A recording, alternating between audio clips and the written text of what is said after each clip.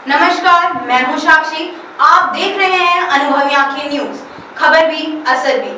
आइए देखते हैं बिहार की ये खास रिपोर्ट।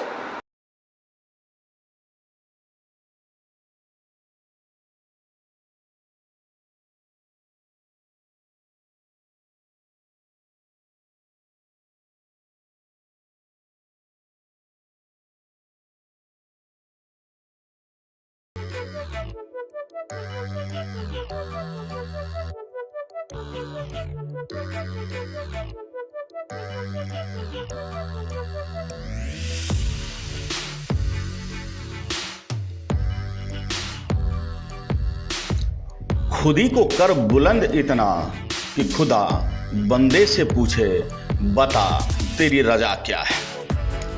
अगर आपके हौसले बुलंद हैं और आपका लक्ष्य निर्धारित है तो निश्चित मानिए सफलता जरूर मिलेगी। आज अनुभवी आंखें न्यूज एक ऐसी खबर आपको दिखा रहा है जिसके बाद आप भी मान लेंगे कि अगर कुछ ठान लिया जाए, कुछ प्रण कर लिया जाए, कुछ निश्चय कर लिया जाए तो चाहे आप किसी भी परिस्थिति में हो, उससे आगे निकलकर आप बहुत कुछ कर सकते हैं। विकलांगता पर भारी पड़ा खिलाड़ी अनुराग का हौसला और कई साहसिक यात्रा कर तिरंगा सियाचिन की ग्लेशियर में लहरा चुके हैं बिहार का ये बेटा। कभी हार नहीं मानना, विपरीत परिस्थितियों में भी मुस्कुराते रहना, हौसले को पस्त नहीं होने देना, विकलांगता को मात देकर लगातार आगे बढ़ते रहने और युवाओं को प्रेरित करने वाला अनुराग निश्चित रूप से सलाम का पात्र है। ऐसा दिव्यांग खिलाड़ी का नाम अनुराग चंद्रा है जो अपने हौसले के लिए जाने जाते हैं, युवाओं को प्रेरित करने के लिए जाते हैं। उसके इरादों और कार्यों को देखकर लगता है कि वह अलग ही मिट्टी का बना है। अनुराग दोनों पैरों से दिव्यांग है, लेकिन जोश ऐसा कि सियाचिन की ग्लेशियर को भी नापने से नहीं चुका। संवेदना ऐसी कि खुद अभाव में रहते हुए भी दूसरों की जिंदगी को भी रोशनी करने के लिए तत्पर रहता है। जी हाँ, जीवटता की मिसाल है अनुराग। महज 2 साल की उम्र में पोलियो का शिकार हो गया, दोनों पैर नाकाम हो गए, लेकिन अनुराग के पिता ने बेटे के लिए खुद मेहनत करनी शुरू कर दी। बेटे को कंधे पर लेकर स्कूल पहुंचाते रहे। अनुराग थोड़े बड़े हुए तो खुद से घिसट कर स्कूल जाने लगे। वे कहते हैं, यही वो समय था जिसने मेरे अंदर हौसला भरा। दिल ने हार मानने से इनकार कर दिया। पढ़ाई के साथ साथ मैंने खेल की और ध्यान लगाना शुरू कर दिया। फिर तो कभी रुका ही नहीं। उसकी मेहनत रंग लाने लगी, खेल में निखर आने लगा। अनुराग को बिहार सरकार ने अब तक 3 बार खेल सम्मान से सम्मानित किया है। दिव्यांग खेल के कई स्पर्धा एथलेटिक्स, बैडमिंटन, वॉलीबॉल, तैराकी, सिटिंग फुटबॉल, शतरंज, रग्बी, क्रिकेट और कराटे सहित कई खेलों के सफल खिलाड़ी ने अधिक खेलों से भी आज भी खेल रहा है ये। जी हाँ, ऐसे कई खेलों के साथ आज भी वो खेल रहा है और 2013 में अंतर्राष्ट्रीय योग चैंपियनशिप में ताइवान में भाग लिया और वहां भारत को 5वां स्थान दिलाया। 2008 से खेलते हुए अब तक उसने 49 पदक जीते हैं। 8 राष्ट्रीय चैंपियनशिप में शामिल होकर 2 स्वर्ण, 2 रजत और 4 कांस्य पदक भी जीता है। इसके अलावा 19 जिला स्तरीय और 14 स्तरीय पदक भी अनुराग के नाम है। क्या कुछ अनुराग कहते हैं, यहाँ हम उनसे भी आपको बताना और सुनाना चाहेंगे ताकि आपके हौसलों की उड़ान थोड़ी और ऊंची हो जाए। एहि सूर्ये सहस्त्रांशो तेजो राशे जगत्पते अनुकम्मे माम भक्त्याम गृहानार्गम दिवाकरः। मूले ब्रह्मा त्वचा विष्णु शाखा संक्रम एव च पत्रे पत्रे देवानाम वृक्षे राजा नमस्ते। मेरा नाम अनुराग चंद्र है। मैं बिहार राज्य के पटना जिला के बाली गांव के रहने वाला हूं। मैं पटना यूनिवर्सिटी के बीएन कॉलेज से बीएससी मैथ ऑनर्स किया हूं। मैं जन्म के 2 वर्ष बाद से पोलियो ग्रसित होने से विकलांग हो गया हूँ।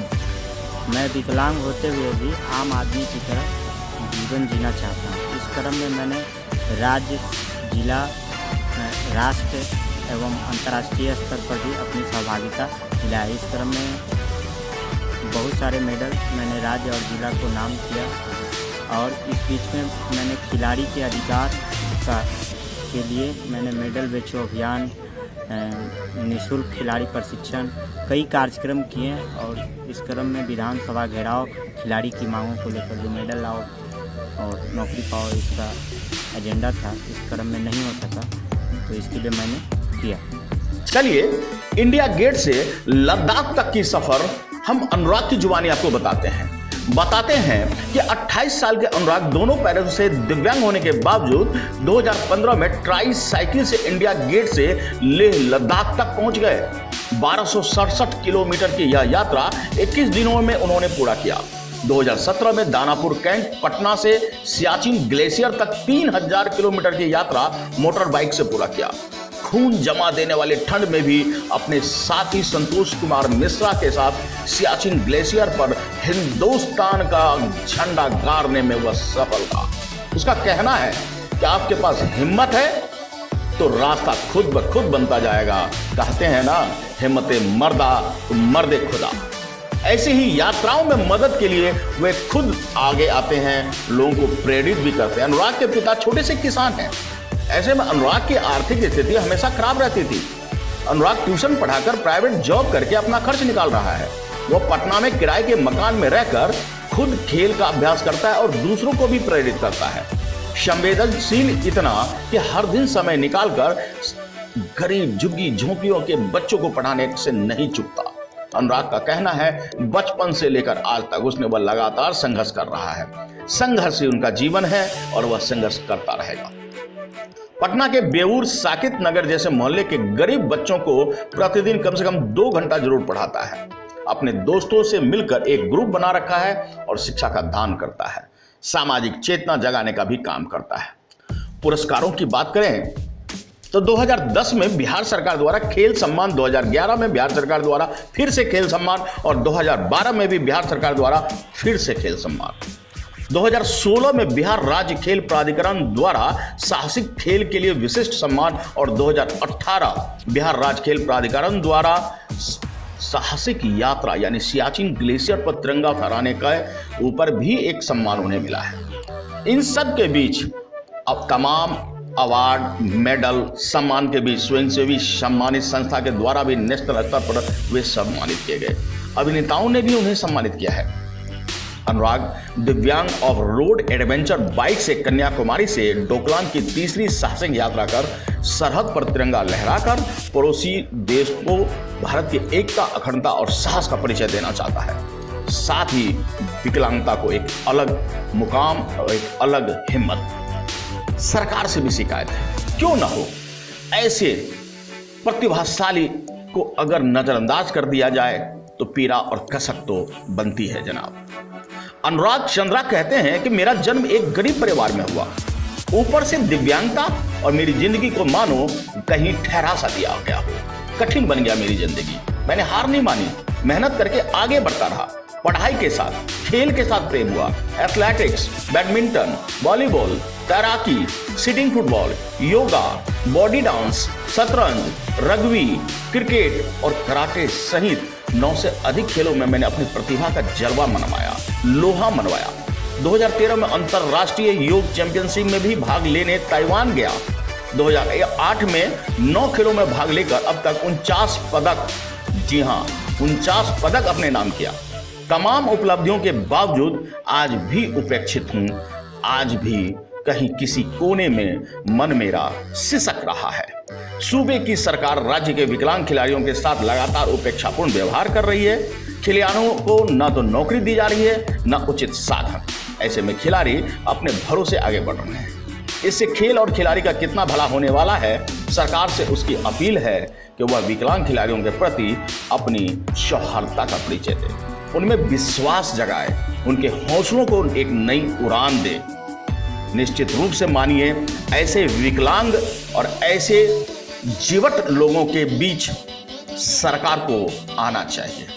उनके हौसलों को एक नई मुकाम देना चाहिए। और इस क्रम में मुझे कई केसें मेरे ऊपर दायर किए गए, जिसमें एक 309 भी है।